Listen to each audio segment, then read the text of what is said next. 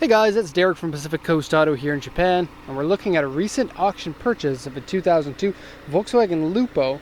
This one a 1.4 liter twin cam. And so I think as far as the Japanese models go, this is the lowest power / most economical version.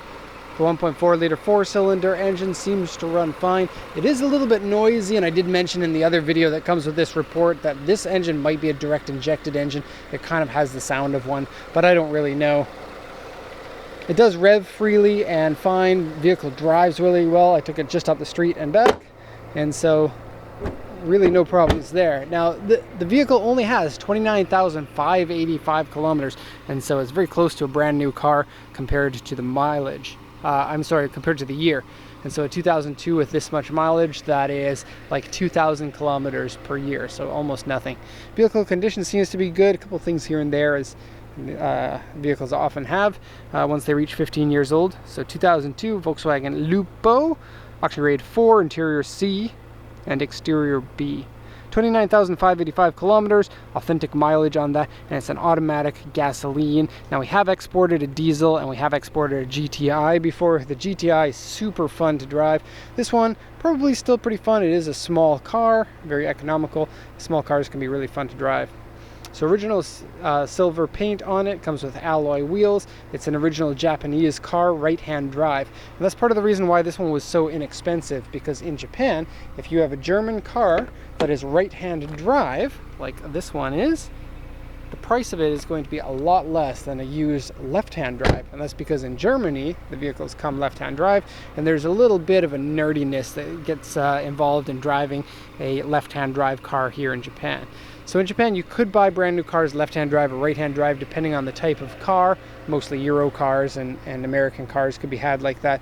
And then this one would be easier to drive in Japan, obviously, because it's set up for that side of the road, but also depreciates way faster. And so I'm not going to say how much this one actually cost, but I will say that these ones typically run in the range of about 20,000 yen to 100,000 yen. I'm going to turn off the engine here.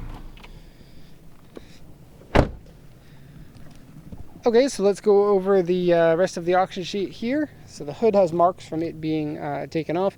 The vehicle has a couple of very minor scratches, minor dent. These two dents are the only ones on the body. The back has like a scuff. Let me just show you that. Right there is one. And that's about the size of the biggest one. It's right on the very bottom of the undercover. Here's another one there that has been painted over,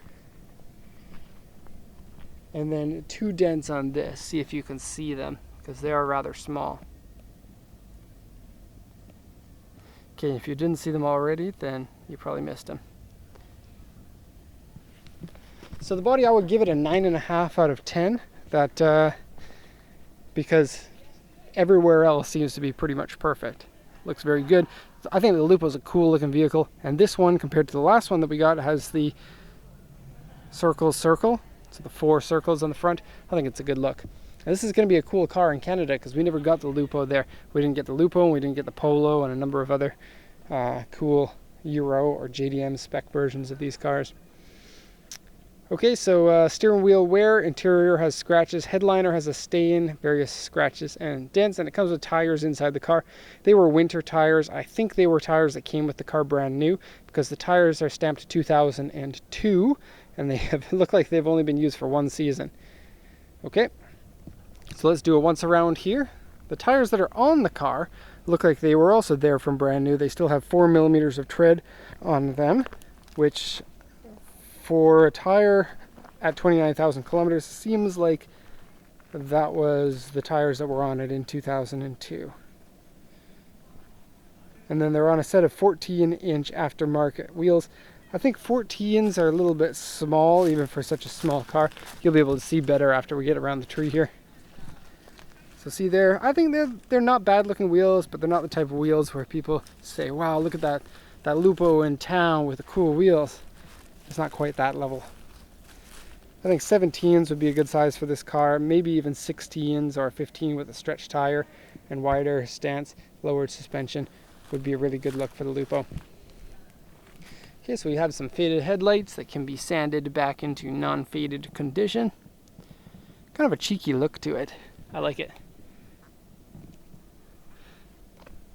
You get quite a bit of space for being such a small vehicle, I would say. Not very much room in the trunk, but you can fold down the seats. I'll show you when we get there. Have a bit of a weird discoloration in the plastic here. I don't know if you can see that, it's a little bit dark. Okay, so look in the trunk. There's enough room for groceries in here. This flips up. Okay, strangely it's a 5-seater. I didn't realize that. I thought these were 4-seaters. Give it a good close there.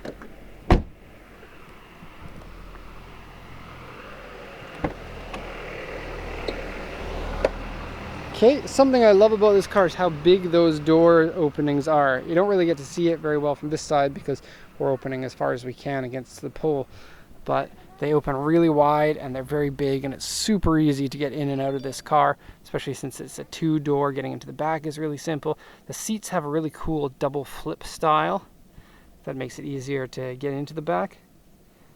And then I think this one is as far back as it goes, but you don't feel all cramped when you drive the car like you do in like an Austin Mini or something like that. I mean, don't get me wrong, there's a lot of room in a Mini for the size that it is, but compared to modern cars, it's just not a lot of leg room. Yeah, I think this is pretty modern looking. It's about the same level as like a Mark IV Golf in terms of design. And like the Mark IV Golf, they also have the stupid rubber material that scratches really easily. So that can be taken off pretty easily with less sandpaper. Okay, let me show you how these seats work from the other side actually. So you can see how cool and wide this door is. You can see my reflection there. Oh, and look at that. Carbon fiber. That's not real. And so that's big.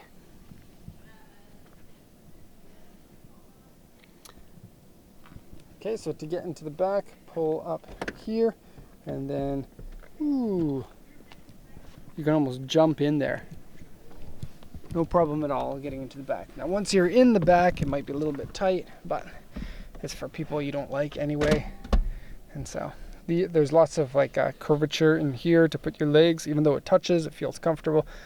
It feels a little bit cramped in here, but this seat is as far back as it goes, and you could certainly put it further toward the dashboard in order to give more leg room if you like your friends a little bit more. Okay, I think it's pretty modern looking, and I think that when you consider the price of these, how economical they're going to be in terms of fuel economy, I think it's a really good buy, and definitely worth getting from Japan, especially if you're in Canada, where something like this is going to give you the cool points. If you're in the Volkswagen group, the cool points. Okay, so that's going to be it for the walk around here. Hope you enjoyed this one. Volkswagen Lupo 2002 1.4 liter 16 valve. If you have any questions, you can post them in the comments section. We try to read a lot of them. We can't read them all. And if it's something you really want to get a hold of us for, then send an email to us. And there's a link to our website in the description, so that'll be easy for you to do.